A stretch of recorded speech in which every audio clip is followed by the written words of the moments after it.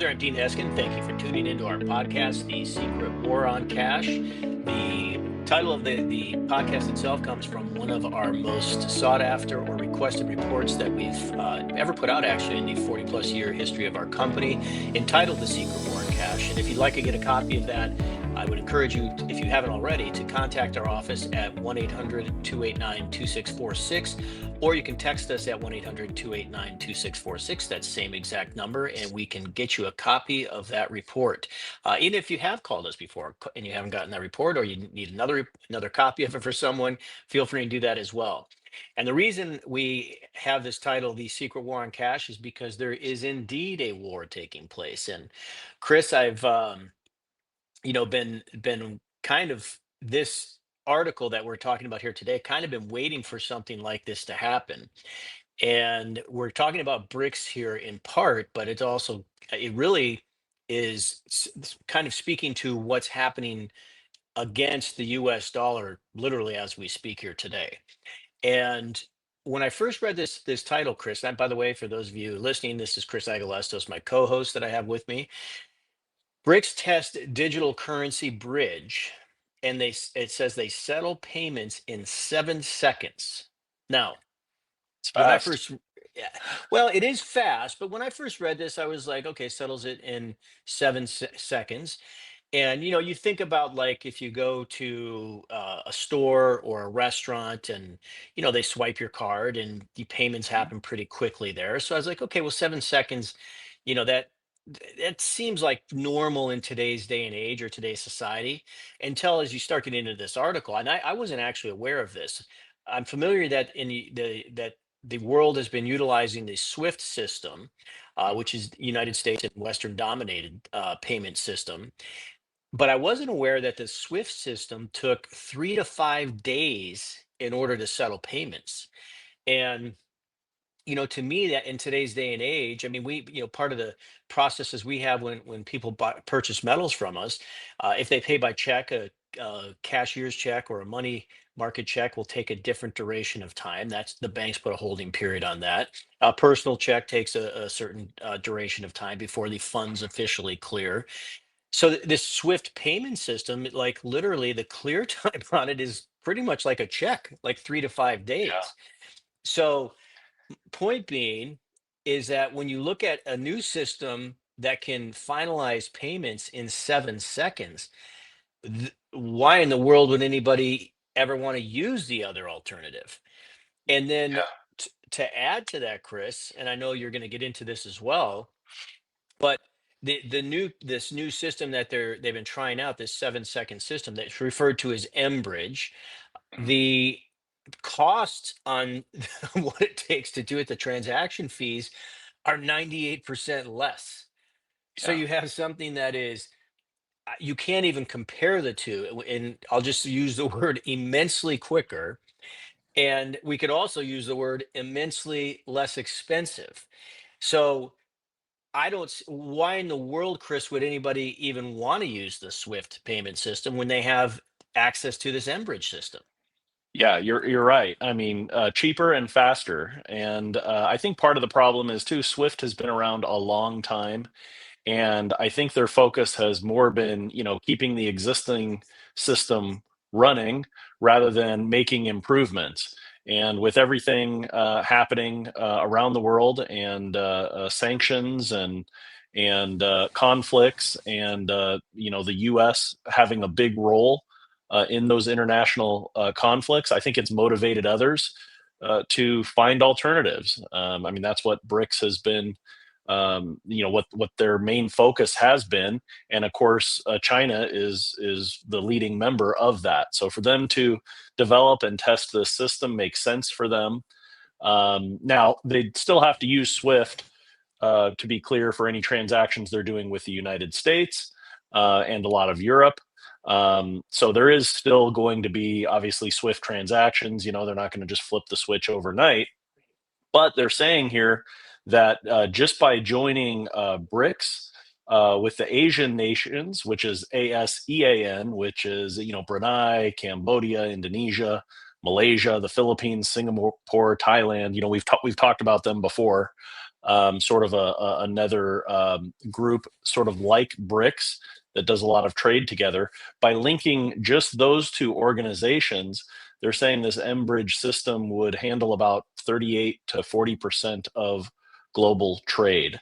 So that's definitely going to be a big challenge for the U.S. dollar, and really anybody using the U.S. dollar in the world, which is still a good portion, more than half of the world out there. So it's definitely an improvement for them, and you would think maybe Swift will step up to the plate and try to improve their system. I mean, it's sort of capitalism, right? Let's build it bigger and better and cheaper and get more customers. So maybe there's a chance of them doing that.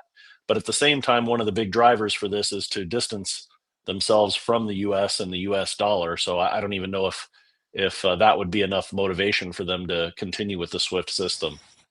Well, I agree with you, and part of I think what's at issue or at hand here, in the article it talks about how by the embracing of this new system, it basically eliminates intermediary banks like in New York and Hmm. London, and also it says for countries that are worried about U.S. sanctions and tariffs, this new payment system is a glimmer of hope. Well, of course they're all worried about sanctions and tariffs. We've been in the midst of a tariff war all year, Yeah. and the point being is like this just speaks to the reason why there are so many people who are on board with this. It is a de-dollarization effort, and whether or not their Hmm. intentions are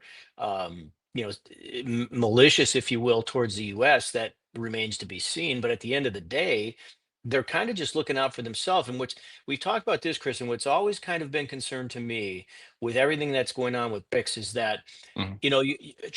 in a nutshell, China is kind of doing this on their own, and then the adaptation to BRICS is kind of seamless, meaning like, Right. they're already working on these things. Okay, yeah, this seems to be working pretty well, da da da da.